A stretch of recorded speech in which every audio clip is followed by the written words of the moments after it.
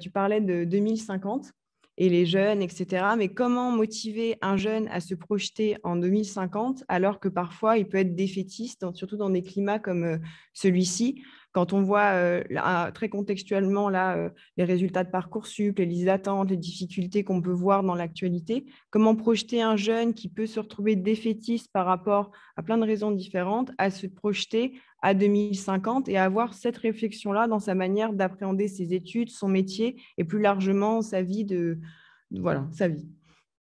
Alors merci, ben, ça tombe bien puisque en fait ce que je n'ai pas dit, puisque là j'ai un peu focalisé sur un retour d'expérience de comment je pratique la prospective au quotidien, c'est que j'enseigne aussi la prospective en master, hein, master à l'ISIT, master et donc j'enseigne la prospective et le management stratégique.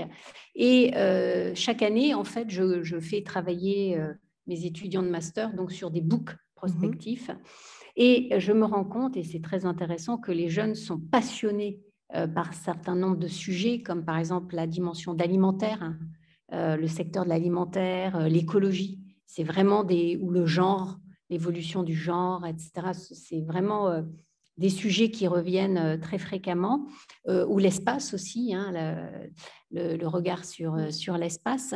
Mais cette année, trois jeunes femmes, d'ailleurs, trois jeunes femmes ont fait un travail remarquable. D'ailleurs, je donne rarement des très, très, très bonnes notes, mais elles ont eu 20 sur 20.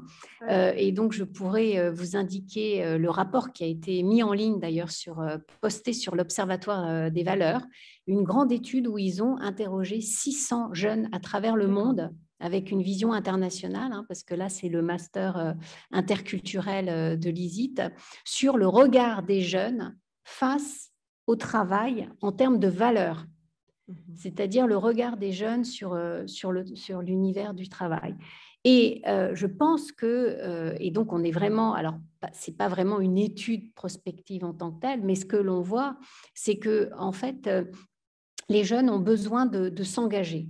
Et la prospective, en cela, en fait, permet de comprendre que l'avenir nécessite une forme d'engagement et de devenir acteur de son destin. Et que chacun, à sa manière, peut aussi agir à son niveau. Donc, je dirais que par rapport au message des jeunes, eh bien, c'est tout simplement l'espoir aussi de trouver une manière d'avoir une prise par rapport à l'avenir qu'ils souhaitent voir se dérouler, à la fois politiquement parlant, mais aussi dans le travail, aussi dans l'engagement des grandes causes. Et donc, ça rejoint un petit peu l'idée de l'état d'esprit que j'évoquais tout à l'heure en introduction, avec cette idée un peu d'énergie créative. Mais il arrive quand même qu'il y ait des jeunes, et ça a été le cas avec mes étudiants, que ça angoisse terriblement. C'est-à-dire, et ça, il ne faut pas non plus...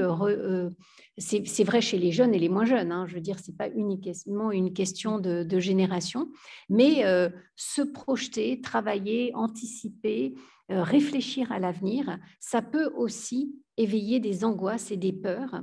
Et c'est pour ça que moi, mon message par rapport aux jeunes générations, c'est véritablement d'essayer de se dégager de ces peurs et que la prospective peut les aider justement à travailler et à se dégager des peurs, puisqu'on voit que les jeunes générations ont très, très peur. Voilà. On voit énormément de peur. En tout cas, cette étude fait remonter cette peur vraiment très, très, très forte. Et on sait qu'avec la peur, on aura beaucoup plus de mal à nous transformer, on aura beaucoup plus de mal à nous dépasser. Or, nous sommes face à une nécessité de pas uniquement, comme je dis souvent, rester dans cette transition écologique, mais de faire advenir quelque chose d'autre, c'est-à-dire de supérieur, de nous dépasser quelque part et de nous dépasser ensemble. Et ça passe déjà par avoir moins peur à titre individuel. Voilà, quelques éléments partiels de réponse.